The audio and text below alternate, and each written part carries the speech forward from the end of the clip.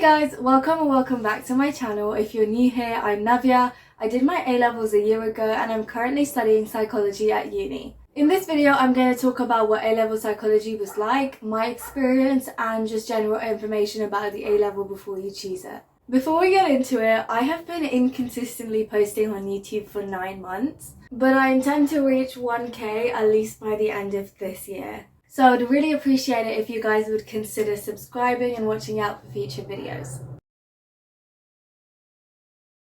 So to start off, A-level psychology of course has a few different boards. They do LXL, AQA and OCR as far as I know for England. I studied the AQA specification and I think it is also the most common. However, I think some of these tips will still be helpful for the other boards. For AQA, the compulsory content is social influence, memory, attachment, psychopathology, approaches, biopsychology, research methods, and issues and debates. But you also have 3 optional modules that the school will likely choose. For the first one, it's between relationships, gender, and cognition and development. For the second one, it's between schizophrenia, eating behavior, and stress.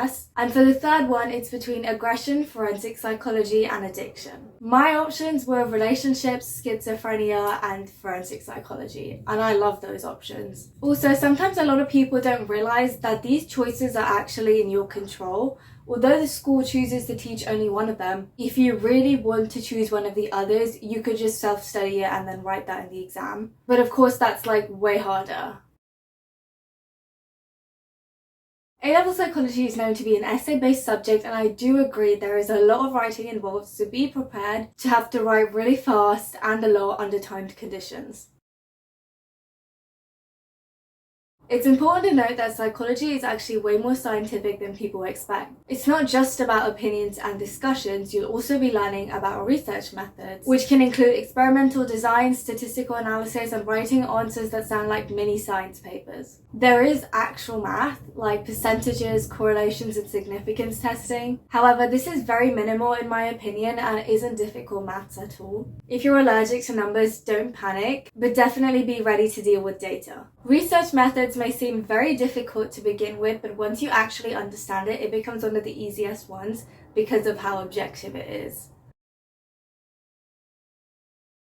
Another thing to note is that A-level psychology is very content heavy, and most of the A-level requires you to remember a lot of information. Personally, I actually suck at memorization. I always considered myself better at objective or problem-based application subjects. But I really enjoyed this A-level because I was able to retain a lot of information, mainly because I really enjoyed this subject. There's a lot of content like names, dates, theories, studies, evaluation. But the format is actually very repetitive. Like you have the theory, then the study, and then the evaluation. Once you understand that pattern, it gets way easier. And I've explained more about this on my other video that says how to get an A-star in A-level psychology. In this subject, you really have to write for the examiner, not yourself. Even if you understand the topic, you'll lose marks if you don't use the right format like the Peel structure or AO1, AO2 and AO3 format. For context, AO1 tends to be the theory, AO2 tends to be application, and AO3 tends to be the evaluation. So learning the mark scheme is just as important, if not more important, than learning the content. In the exam, you have to remember a lot of studies, designs, and procedures. However, something that is actually a big misconception that I think a lot of people still don't know about is that you actually don't need to know the names of every psychologist. One of my A-level teachers actually gave me this tip and it actually worked for me. All the names listed in the specification are names that you definitely have to remember. However, names that aren't mentioned in the specification, you actually don't have to remember. When you're writing evaluation about a psychologist, you can actually just say a respected psychologist, or a distinguished psychologist said, or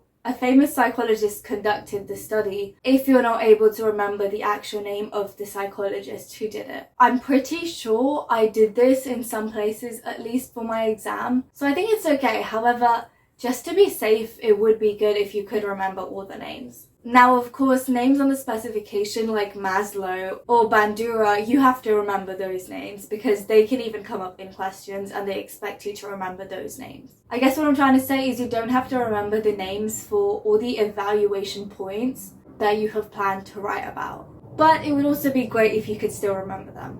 If you approach the subject with the attitude of learning and not just scoring marks on a paper, then it is like one of the best subjects out there. But the syllabus is actually explicit about what is to be written. So to score best in the exam, you would have to keep referring to the mark schemes when revising, and just take the scoring into consideration when learning and practicing.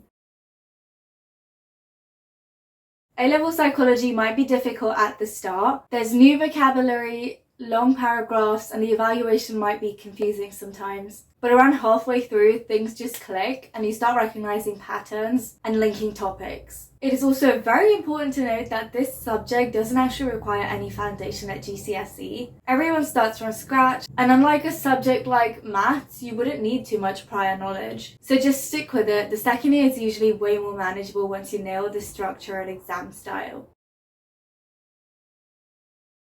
I personally think people do best in an A-level subject if they enjoy it, along with their ability to perform it well. I found the content very interesting, so much so that I ended up doing the subject at uni. So I'd suggest having a look at the content beforehand to see if you actually enjoy it. I found it fun, and the AQA content was really interesting to me. In summary, if it interests you, then do it. Do whatever you find interesting because it makes it easier to do well. Also have a look at the specification and the mark schemes to see if you find that the subject is manageable. I know it's unfair, but it's definitely important who your A-level teachers are. They make a huge difference in how enjoyable the course is and how well you'll do. So I'd suggest that you ask current Year 12s or Year 13s in your school about who the teachers are and whether or not they found them good. But if you don't have great teachers, I think the content is still manageable by yourself. There are a lot of online resources, and I've spoken more about them in my other video. Don't just ask one person, try and ask around a couple people to get a good idea of how good the teachers are. A-level psychology is a good subject to choose if you're not sure of what to do. It's got a mixture of science and essay writing, and it's usually a good combination with pretty much any other subject. It can open up a lot of pathways. A lot of people take psychology with a couple other sciences, and in that you can go into medicine, nursing, health science, neuroscience. But it's also considered an essay-based subject, so with humanities subjects it could go into English or law. It actually counts as a science for university entrance point of view. For example, if you need 2 sciences to study a subject, psychology counts as a science.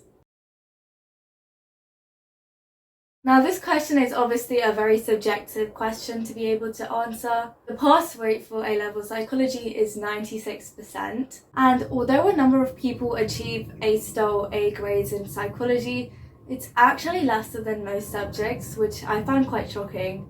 If learning content, memorizing and applying psychological theories starts to be difficult, it might be harder to crack this A-level. These were the stats for what people scored in A-level psychology in 2019, 2023 and 2024. Comparing these statistics to a subject like maths, these were the differences. The percentages seem to be lower even compared to English literature and chemistry. So when compared to some of these subjects like the 3 I mentioned, it might seem more difficult. But with the right resources and study methods, I think this subject is still very manageable. Lastly, here are just some general questions I think you should be able to answer before you choose an A-level. Are you able to do it well? Do you need it for your course at university? Do you enjoy it, and are you willing to put in effort for it? Thank you so much for watching. Those are all the tips I have for you today. If you'd like to start learning how to revise effectively early, I have another video that explains how I got an A-star in A-level psychology that you might want to check out right here.